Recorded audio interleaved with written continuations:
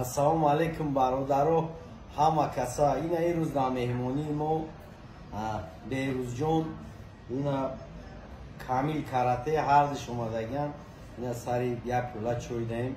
Худо хоҳа рӯзи 20 январ дар Тоҷикистон бори якум ки чемпионати кураш мегзара.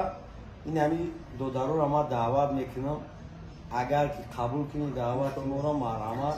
Ина и слишком грандиозӣ мегзара. Бо шумо биёем инҷа, зал мумкин якам хайна бигем ягон иншалло. ана чӣ хеле гуфтан ака, рӯзи 20 аввалин бор Федератсияи кураши Тоҷикистон чемпионати кураш ташкил мекунад дар Тоҷикистон.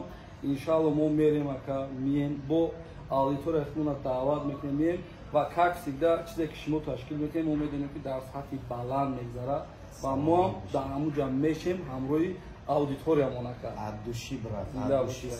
Пару слов, брат. Всех 20 января 2024 года ждем впервые в истории Федерации кураш Таджикистана. Это будет самый грандиозный турнир во всем мире пройдет. Поэтому всех ждем в Таджикистане, в городе Душанбе. Таджикистан! Бабеш!